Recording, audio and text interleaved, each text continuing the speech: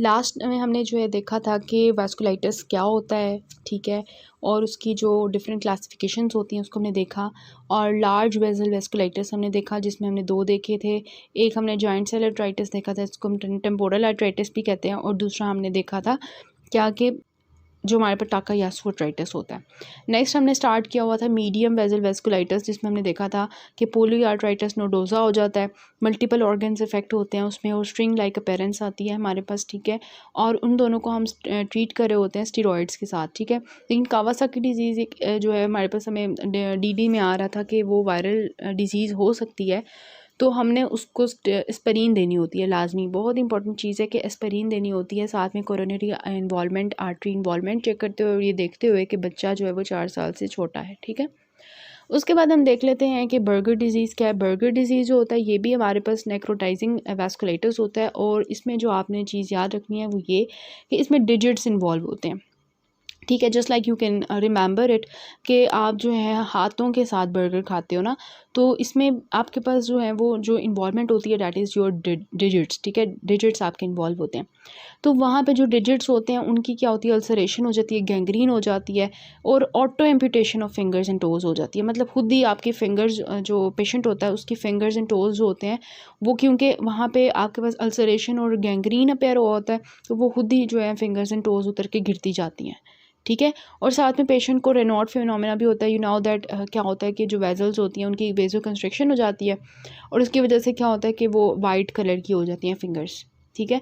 तो Reynold phenomena के साथ पेशेंट प्रेजेंट कर रहा होता है, और साथ में उसकी उंगलियां जो होती हैं वो अल्सरेट हुई होती हैं, ऑटो इम्प्यूटेशन हो रही होती है, ठीक है, क्योंकि वास्कुलाइटिस हुआ होता है नेक्रोटाइजिंग ऑफ द डिजिट्स, ठीक है। और ये बात याद रखने वाली है कि जो पेशेंट्स बहुत ज़्यादा हैवी स्मोकिंग करते हैं उनके अंदर ये डिजीज़ कॉमन होती है, बर्गर डिजीज़ को हम कहते हैं। और ये जो है इसकी ट्रीटमेंट ये है कि स्मोकिंग छोड़ दो तो फिर ये ठीक हो जाएगी, ठीक है। तो वास्कुलाइटिस जो होता है ये ऑफ द डिजिट्स होता है। नेक्स्ट आपके पास स्मॉल वेसल वास्कुलाइटिस है, इसमें आप देखेंगे 3 तरह के, बिल्कुल 4 तरह के आप देखेंगे।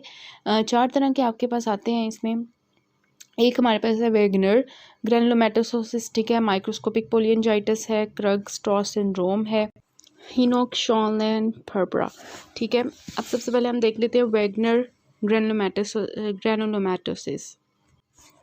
सबसे पहली चीज़ जो आपको पता होना चाहिए इसके बारे में वो ये है कि ये नेज़ोफेरिंक्स, लंग्स एंड किडनीज, इन तीनों को इन्वॉल्व करता है। बर्गर डिजीज़ को किसको इन्वॉल्व कर रहा था, डिजिट्स को इन्वॉल्व कर रहा था। कावासाकी किसको इन्वॉल्व कर रहा था, कोरोनरी आर्टरी को। पोलियाट्राइटिस किसको कर रहा था, मल्टीपल को। जॉइंट सेल किसको कर रहा था, जॉइंट सेल आर्थराइटिस आपकी कैरोटिड आर्टरी की ब्रांचेस को। टाकायासु किसको कर रहा था, एओर्टिक आर्च के ब्रांच पॉइंट्स को। तो ये की पॉइंट्स हैं, आपको पता होना चाहिए कि हर डिजीज़ किस किस आर्टरी को पर्टिकुलरली इन्वॉल्व कर रही है, ठीक है। तो यहाँ पे जो हम पढ़ने लगे हैं दैट इज़ वेगनर ग्रेनुलोमैटोसिस, ठीक है। इसमें देखें कि आपके नेज़ोफेरिंक्स इन्वॉल्व होगा, लंग्स इन्वॉल्व होंगी, किडनीज इन्वॉल्व होंगी।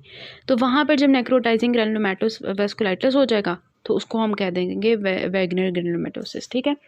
अब क्लिनिकल फीचर जो इसकी प्रेजेंटेशन आती है वो मिडिल एज्ड मेल की आती है।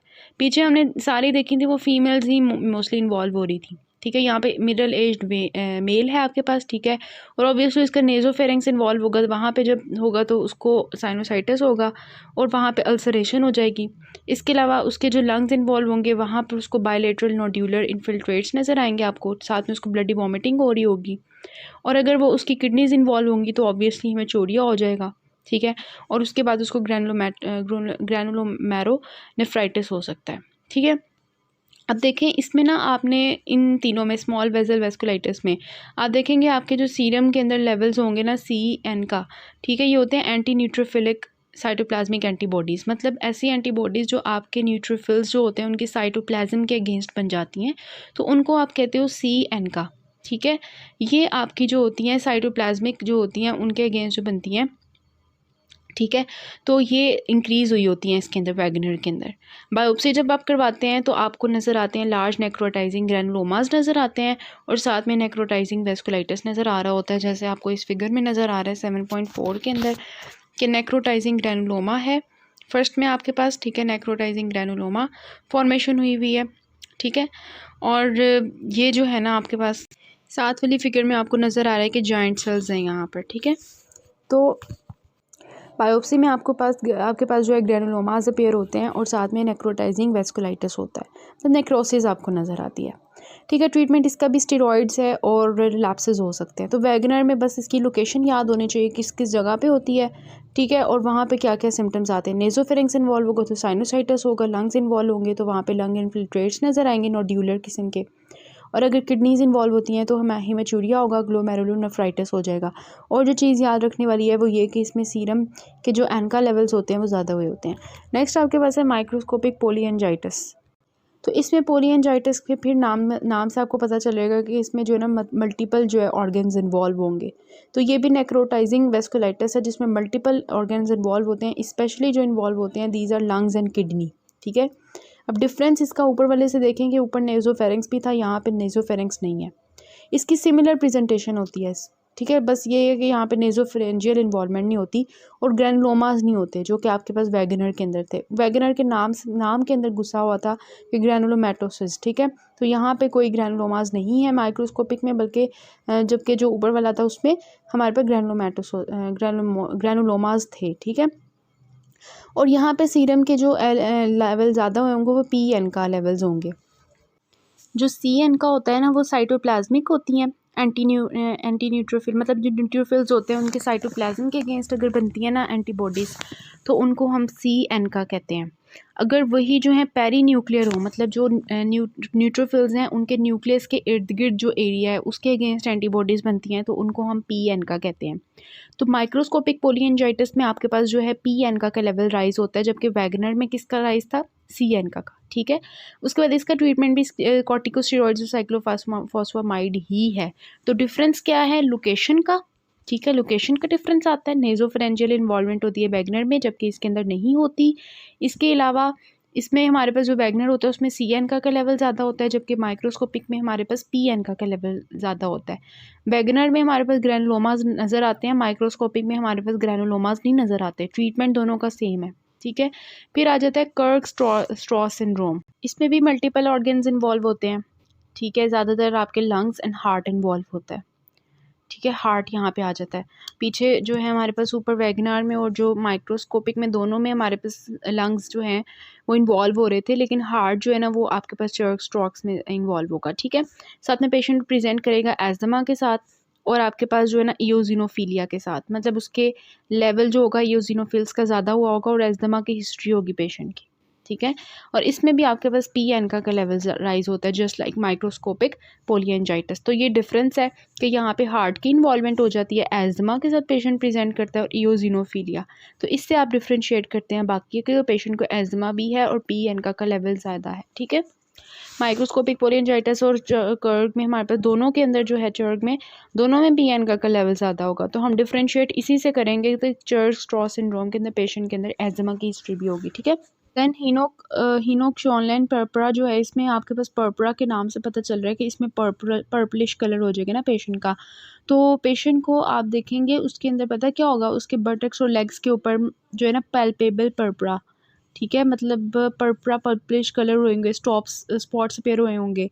इसके अलावा जो बात याद रखने वाली है वो ये कि पेशेंट के अंदर ना पहले से कोई अपर रेस्पिरेटरी ट्रैक्ट इन्फेक्शन हुआ होगा, जिसकी वजह से क्या होता है आपको पता है IgA लेवल ज़्यादा हो जाता है, IgA एंटीबॉडीज़ का। तो वो जो IgA एंटीबॉडीज़ ज़्यादा हुई होंगी ना अपर रेस्पिरेटरी इन्फेक्शन की वजह से, वो जाके ना कॉम्प्लेक्स उनका बन जाएगा इम्यून कॉम्प्लेक्स और जाके डिपॉजिट होना शुरू हो जाएंगी वेजल्स के अंदर। तो उसकी वजह से जो वेस्कुलाइटिस होगा उसको हम कहेंगे हेनोक शॉनलाइन पर्परा।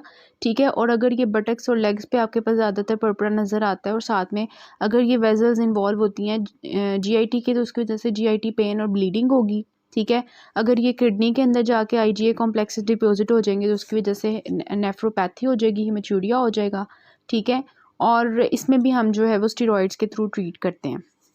तो हिनोक शॉनलाइन पर्परा में जो बात याद रखने वाली है वो ये कि पेशेंट के अंदर हिस्ट्री होगी कि वो जो है ना अपर रेस्पिरेटरी ट्रैक्ट इन्फेक्शन हुआ होगा उसको पहले से कोई, जिसकी वजह से उसके IgA कॉम्प्लेक्सेस बहुत ज़्यादा बन के डिपॉजिट हो जाएंगे उसकी वेजल्स के अंदर, स्मॉल वेजल्स के अंदर, जिसके अंदर पर्टिकुलरली उसके मल्टीपल ऑर्गन्स के सिम्टम्स आएंगे। जे ब्लीडिंग के साथ, पेन के साथ पेशेंट प्रेजेंट करेगा, साथ में उसको हिमेचूरिया हुआ होगा। ठीक है, तो इस तरह से आएगा। So we discussed about the Buerger disease जिसमें डिजिट्स इन्वॉल्वमेंट होती है, स्मोकिंग की हिस्ट्री होती है पेशेंट की। ठीक है। और वैगनर में आपके पास जो है nasopharynx involvement, lungs and kidneys involvement, उनके सिम्टम्स आएंगे, सी एन का लेवल ज़्यादा होगा। माइक्रोस्कोपिक में मल्टीपल ऑर्गन्स इन्वॉल्व होंगे, लंग्स एंड किडनी, ठीक है। ग्रैनुलोमाज और नेजोफेरिंक्स की इन्वॉल्वमेंट नहीं होगी, पी एन का लेवल ज़्यादा होगा। चर्क स्ट्रॉज में पी एन का लेवल ज़्यादा होगा। डिफ्रेंशिएट कैसे करेंगे कि यहाँ पे हेज़मा की हिस्ट्री होगी पेशेंट के अंदर और उसका ईओसिनोफिल का लेवल ज़्यादा होगा। हेनोक-शॉलेन पर्परा में अपर रेस्पिरेटरी ट्रैक्ट के इन्फेक्शन के साथ पेशेंट आएगा और जो है ना उसकी वजह से क्या होगा, आईजीए डिपॉजिट्स हो जाएंगे उसकी डिफरेंट जगहों पे।